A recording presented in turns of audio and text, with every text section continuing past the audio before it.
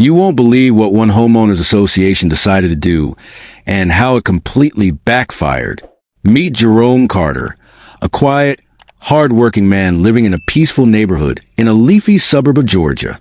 For years, behind his modest brick home, ran a small, nameless creek, a gentle, burbling stream that wound its way through the backyards of a dozen houses. To the casual observer, it was just a ditch, but to the land itself, that creek was vital.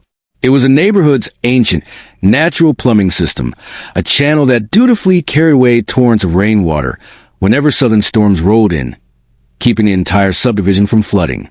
Jerome appreciated the creek's simple beauty and its function. He'd often sit on his back porch, listening to its quiet flow. But some of his neighbors saw it differently. They saw a nuisance. They complained it made their backyards messy and unmanicured, that it invited mosquitoes, that the soft, damp banks made mowing a chore. For years, their grumbling was just background noise in the neighborhood. Then, Jerome decided to take action. A man who believed in caring for what was in front of him, he spent his weekends personally tending to the stretch of creek behind his property. He didn't ask for permission or praise.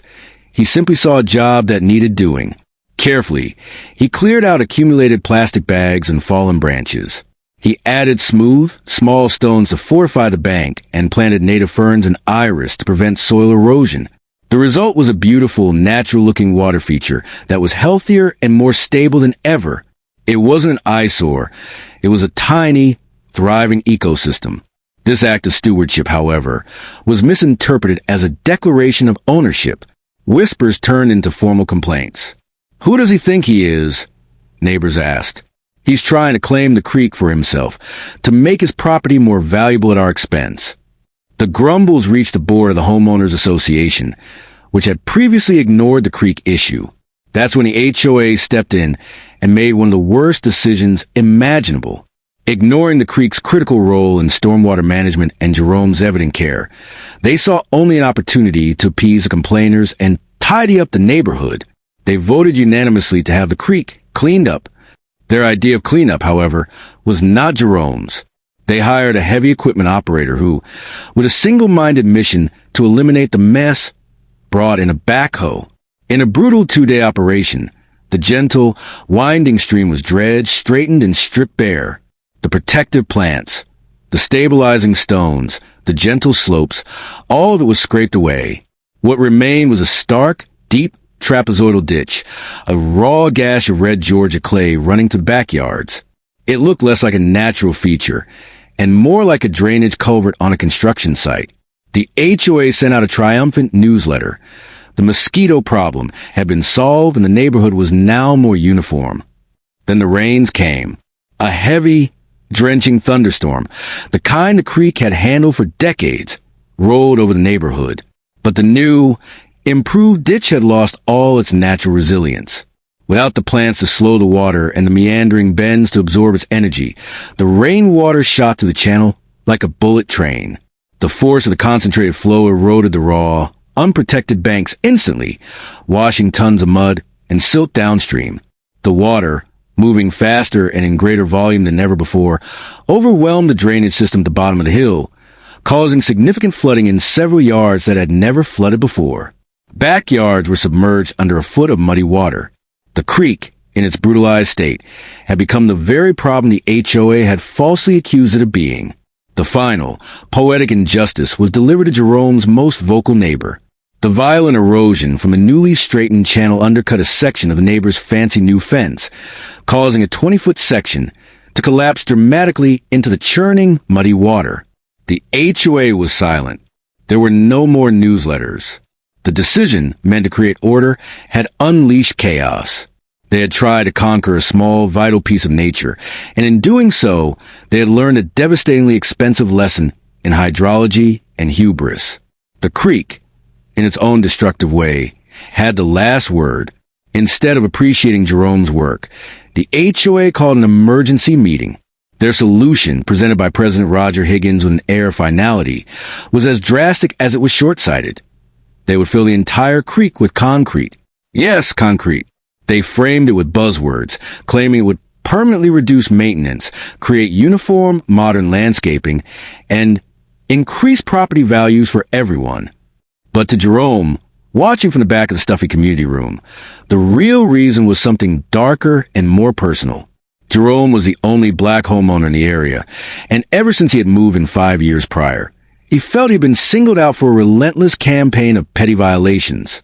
First, there was the official notice fining him for painting his fence a non-approved shade of brown, a color indistinguishable from 3 of his neighbors. Then came the citations for leaving his trash invisible on the curb an hour too early on collection day, a transgression every homeowner committed. Yet only Jerome was penalized. The unspoken message was clear. He was an outsider, and his efforts to improve his own property were viewed with suspicion, not pride. So when the HOA, led by the implacable Mr. Higgins, announced their plan to obliterate the creek that ran directly behind Jerome's home, the very feature he had lovingly nurtured, it felt like the culmination of this quiet war. It wasn't just about landscaping. It was an act of erasure. Jerome, a man of quiet dignity, tried to fight reason with reason. At the next meeting, his voice calm but firm, he stood before the board. That creek isn't just for decoration, he explained, holding up printed diagrams. It's a natural swale, part of the watershed that drains this entire hillside. He showed them old county topographical maps, the blue line of the creek clearly snaking through properties. He had even gone a step further, contacting the city's public works department, who sent a written confirmation that the creek was a designated natural drainage path and that altering it required a permit. But the HOA board, with Roger Higgins at the helm, did not listen. They dismissed the maps as outdated and the city's letter as bureaucratic overreach. They had already made up their minds. A motion was quickly seconded and passed, with Jerome casting the only dissenting vote. The association hired a local contractor, a friend of Higgins who, a later inquiry would reveal, wasn't even licensed for major drainage work. Within a week, the peaceful sounds of birds and rustling leaves were replaced by the grating roar of diesel engines and cement mixers. Jerome watched from his back porch, heartbroken, as the men in hard hats and steel-toed boots descended upon the graceful stream. The small stones he had so carefully placed were scooped up and hauled away. The young, green plants that had begun to stabilize the bank were pulverized into the mud. Then, with a grotesque gush, the gray slurry, thick, cold, and reeking of industrial dust, poured forth, swallowing the creek whole. It flowed like a lava of progress, filling the gentle curve, and silencing the gentle babble forever. By the time it was done, the creek was gone, covered, buried under a thick, gray, monolithic tomb of concrete. Where once there had been life and movement, there was now only a sterile, sun-baked slab, a glaring scar running through the neighborhood. Jerome looked out at the wasteland behind his home, a profound sense of loss washing over him. He had tried to be a steward, but had been overruled by men who saw nature as a problem to be paved over. He knew, with a sickening certainty, that this was not the end of the story. The water would remember its path. At first, nothing seemed wrong. For a few weeks, the concrete channel remained a smooth, gray ribbon, stark and sterile against the green backyards. The HOA newsletter boasted about the successful completion of our drainage modernization project, praising the board for its initiative and foresight. President Roger Higgins was spotted giving satisfied tours to a few supportive neighbors, pointing at the concrete as if it were a civic monument. The neighborhood, for a moment, looked the part of the manicured, low-maintenance suburbia they had envisioned. Then came the first big storm. It didn't just rain, the sky tore open. For 2 days straight, a relentless, heavy Georgia deluge fell, the kind that drums on roofs with intent and turns quiet streets into rushing, temporary rivers. But this time, something was fundamentally different. The ancient rhythm of the land was broken. The water, which for centuries had known to gather in the gentle embrace of the creek bed, now found its path blocked. It had nowhere to go. The concrete slab, designed for containment, not absorption, became a chaotic, shallow runway. With its natural meanders erased, the water accelerated down the straight, hard channel with terrifying force. It couldn't seep into the earth at the edges, couldn't be slowed by roots and stones. It simply piled up, gaining volume and speed as it raced downhill. By midnight, the yards behind the homes in the swale were already inundated. The water denied its path, fanned out laterally, swallowing lawns in a silent, dark advance. By morning, the scene was one of surreal disaster.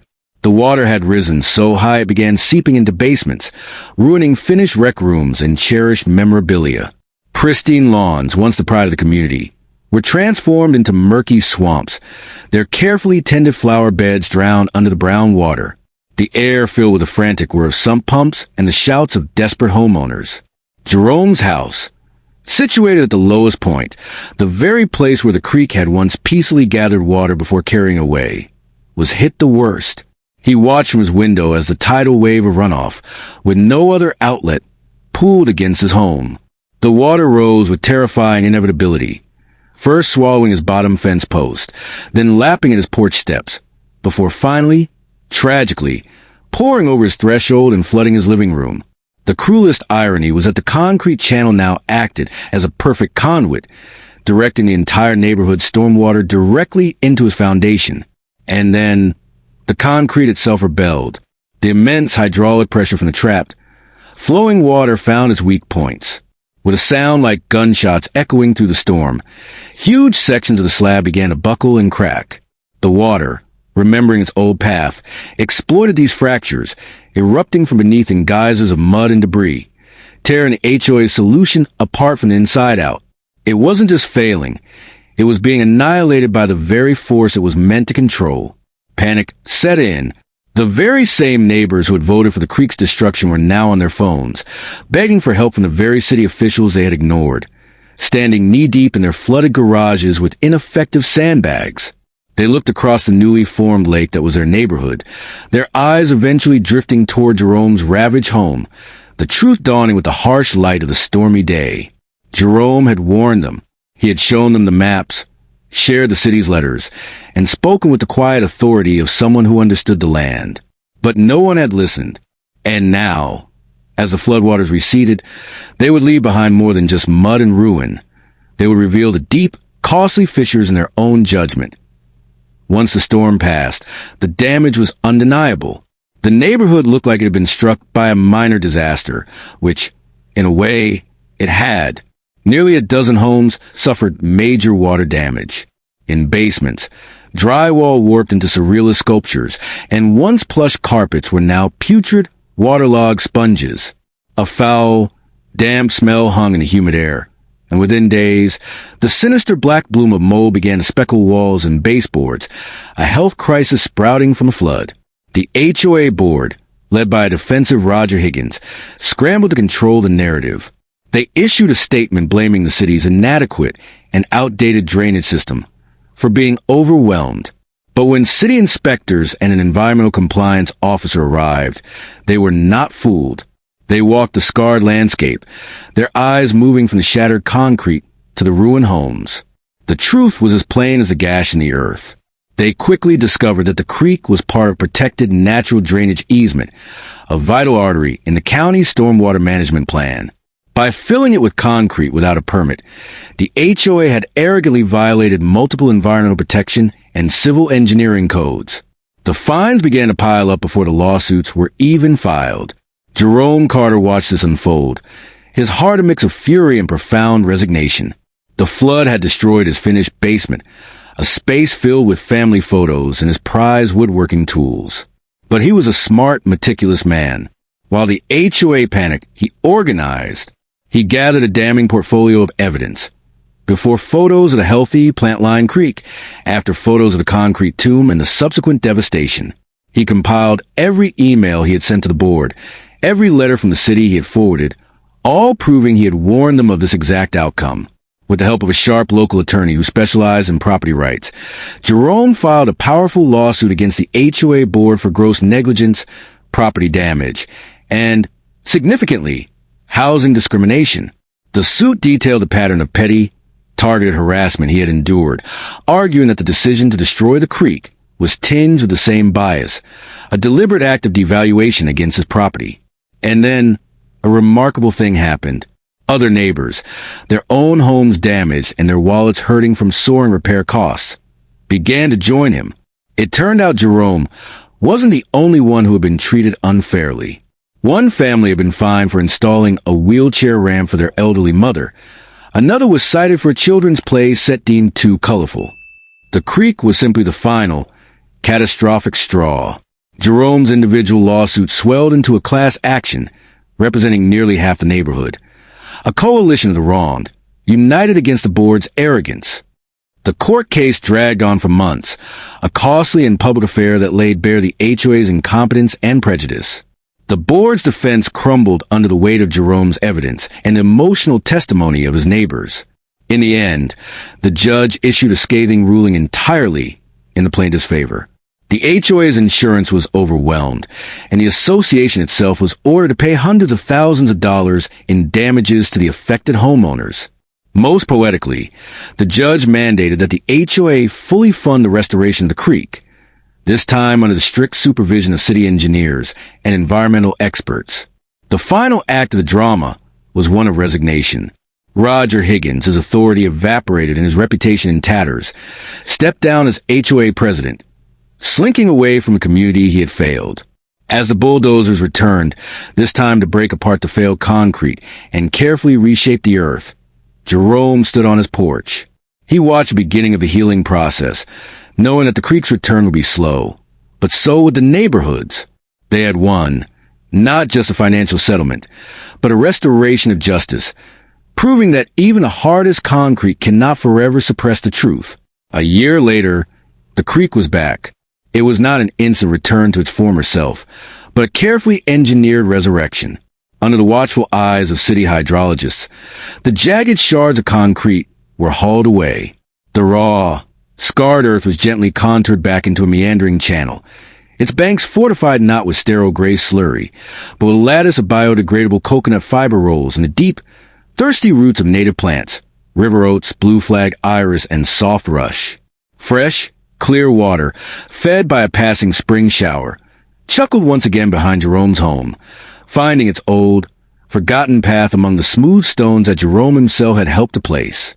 The neighborhood slowly recovered, but the scars, both physical and emotional, took longer to heal. The telltale high water marks stained some foundations for months afterward.